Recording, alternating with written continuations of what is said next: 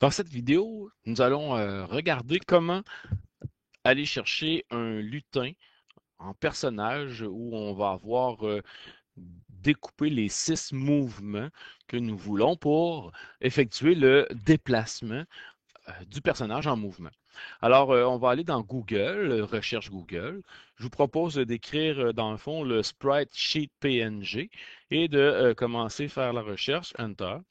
Et vous allez aller en image. Alors, il va vous présenter plusieurs sprites disponibles.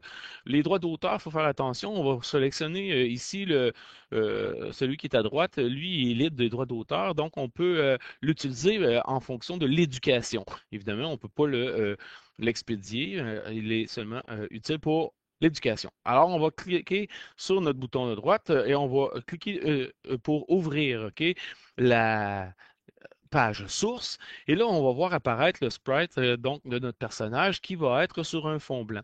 C'est important sur le fond blanc parce qu'on va faire une capture d'image. Vous allez voir, ça va nous aider. Et pour pouvoir, donc une fois qu'il est ouvert avec un fond blanc, alors on va aller chercher ici l'outil de capture. Donc on va sélectionner Outils, Capture, et nous allons devoir ouvrir une nouvelle capture et on va venir chercher la numéro 1 ici. Et on va tout simplement faire Fichier, enregistrer sous. Vous pouvez mettre P1. Alors vous pouvez voir ici P1 et il va l'enregistrer automatiquement. Donc une fois qu'il est enregistré, ben, vous avez juste à revenir sur votre outil de capture, donc un nouveau, et vous venez chercher un deuxième personnage, et vous allez faire Fichier, Enregistrer sous, et vous allez faire P2. Bon, et vous allez choisir vos 6 personnages ainsi. Donc P1, P2, P3, P4, P5, P6, et vous allez les enregistrer sur votre disque dur. Une fois que votre personnage est sélectionné, alors vous êtes prêt à l'utiliser dans votre code. Dans Scratch, alors on va revenir ici dans nos lutins. Le lutin du chat n'est plus nécessaire, on va le supprimer en appuyant sur le X. Et nous allons venir ici créer un lutin qui est vide. Alors on va peindre donc un nouveau lutin. Et ce lutin-là, on va se déplacer ici dans les costumes et on va venir chercher ici, donc dans le bas, importer un costume. Alors, si vous avez bien fait votre travail, vous allez voir ici, OK, vos costumes P1 à P6. Donc, on va cliquer une fois sur 1. On appuie sur notre clavier Shift P2, P3. Avec la souris, on peut cliquer sur le bouton de gauche et tout en maintenant notre clavier Shift pour sélectionner les 6 sprites. Et vous avez juste à ouvrir. Automatiquement, il va venir placer vos 6 personnages à gauche et on va venir effacer le costume numéro 1 qu'on n'a plus besoin. Maintenant, s'ils sont dans l'ordre, vous avez bien fait votre travail, P1 à P6, on va sélectionner le P1 et vous regardez ici, on a un contour blanc. Et chacun des sprites sont avec un contour blanc. Nous allons reprendre le numéro 1, on va agrandir un petit peu notre vue et on va rester ici avec l'outil de sélection qui est écrit convertir en vecteur. Alors, on va prendre le pot de peinture et vous allez venir chercher ici le remplissage.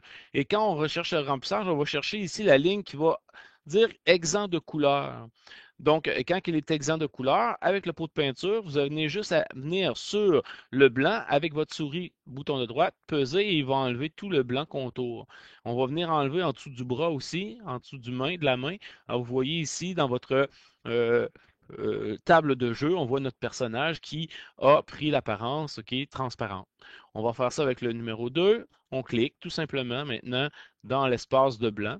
On clique sur le numéro 3, clique l'espace de blanc. Numéro 4, on clique pour venir enlever.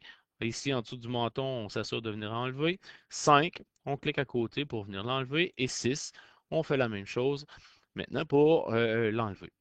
Et il nous reste à vérifier. Alors, habituellement, moi, j'ai réussi à bien découper mon personnage pour m'assurer qu'il soit en 1. Je clique dessus, je regarde la position, il a de l'air d'être assez central.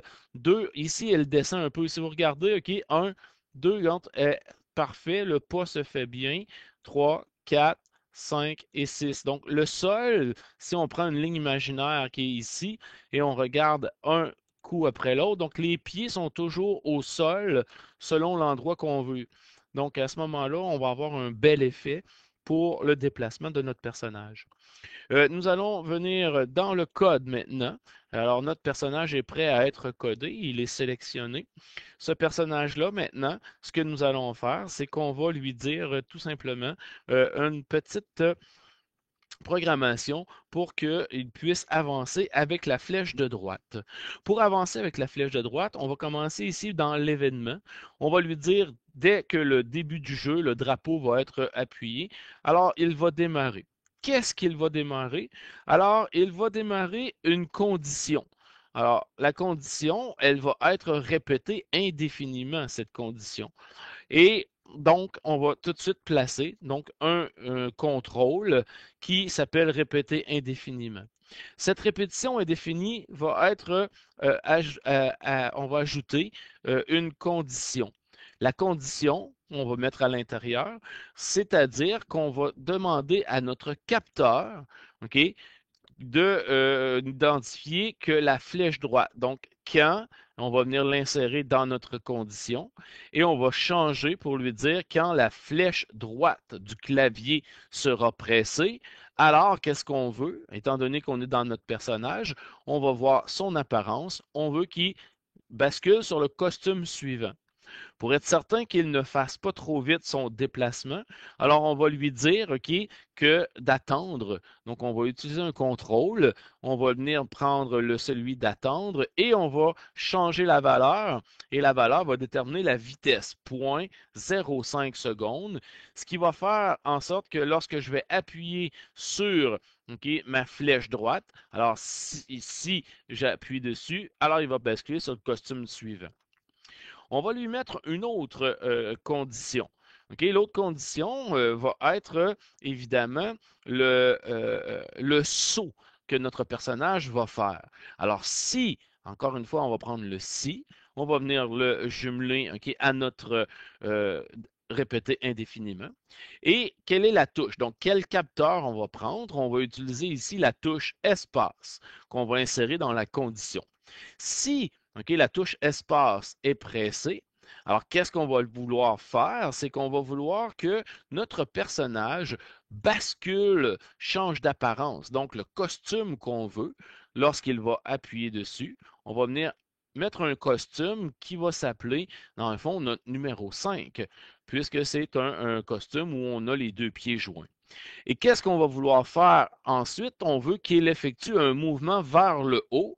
Donc, on va ajouter à notre variable Y un saut de 150 pixels pour qu'il passe par-dessus la flamme. Et on va lui dire d'attendre une seconde dans nos contrôles. On vient de lui dire d'attendre une seconde et on va redescendre et puis donc il va changer de costume dans notre apparence. On va lui dire de basculer sur le costume numéro 2, qui va avoir des pieds qui revient. Et on va lui demander de faire un mouvement vers le bas. Alors, à ce moment-là, on ajoute moins 150 à notre Y. Ainsi, il va effectuer un saut. Alors, si on regarde le mouvement que ça va faire, alors on va cliquer sur début, démarrer et j'appuie sur la flèche. Alors, je vois ici mon personnage qui se déplace. Euh, on peut remarquer la position de notre personnage. On va prendre notre souris et on va venir cliquer sur le personnage avec le bouton de gauche et on va le descendre à l'intérieur de notre rue. Et si on trouve que l'apparence n'est pas assez grande, on va utiliser une fois le bouton apparence qu'on va venir sélectionner et on va lui dire de mettre à la taille de. Alors, on peut choisir, par exemple, 150 pixels et on va cliquer une fois. Alors, il va agrandir et on n'a plus besoin de notre taille. On va le retirer et on va le placer au centre. Ainsi, lorsqu'on clique sur notre flèche, il va marcher. Donc, il va faire le geste de marcher. Vous pouvez changer la vitesse à laquelle il marche. Alors à ce moment-là, ici, on va venir dans notre book et à place de dire 0,5 secondes à notre temps d'attente, on peut lui dire, dans le fond, 0,9 secondes. Donc, vous allez voir qu'il va marcher plus lentement. Donc, voyez-vous, la vitesse à laquelle il va marcher va être déterminée par le temps d'attente. Et si vous pesez sur l'espace, donc, voyez-vous, il va sauter. Donc, il ajoute la vitesse du saut à notre barre selon l'endroit qu'on lui a donné et la vitesse à laquelle il va sauter 1 seconde ou si vous voulez qu'il fasse un plus rapide, 0,05 par exemple, on n'a pas, donc vous voyez, il va faire sauter vite, mais il va se laisser prendre dans le feu. Donc vous pouvez jouer avec votre temps, on va lui dire 1 seconde et on va avoir, il va avoir laissé le temps de passer, mais il ne faut pas que ça soit trop rapide. Donc votre niveau de difficulté peut être juste jouer avec le temps d'attente. Voilà pour notre personnage qui va se déplacer. Maintenant, on va lui ajouter une programmation qui va faire diminuer le nombre de vies. Alors, à ce moment-là, on va lui dire un nouveau contrôle qui va être répété jusqu'à ce que. OK? Donc, ce contrôle-là, on veut qu'il répète quoi? Donc, il y a une condition qu'on va utiliser la variable vie, OK? Parce que cette variable-là, jumelée à un opérateur égal, et rappelez-vous qu'on a identifié notre vie. Quand ça va être égal à 0, donc on va demander à quoi, OK? Il va arrêter de faire, OK, la condition. Quelle condition? Ben voilà. On va lui demander ici dans nos contrôles si, OK, euh, le capteur qui va dire toucher ici notre boule de feu. Mais notre boule de feu, on va venir la créer tantôt. Qu'est-ce qui va se passer s'il touche à notre boule de feu? On va ajouter OK, à notre variable vie. Donc, qu'est-ce qu'on ajoute à la variable vie? On va enlever un point, donc moins 1. Ajouter moins 1 à la variable vie et on va lui demander d'attendre dans nos contrôles. On lui demande d'attendre une seconde avant de recommencer. Et tout ça, on va lui demander à quel moment, donc dès le début du jeu.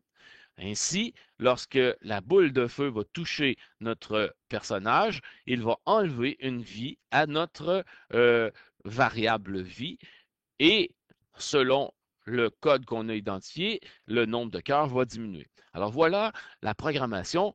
N'oubliez pas qu'on va revenir sur le capteur ici lorsqu'on aura créé notre boule de feu, qui est la prochaine étape.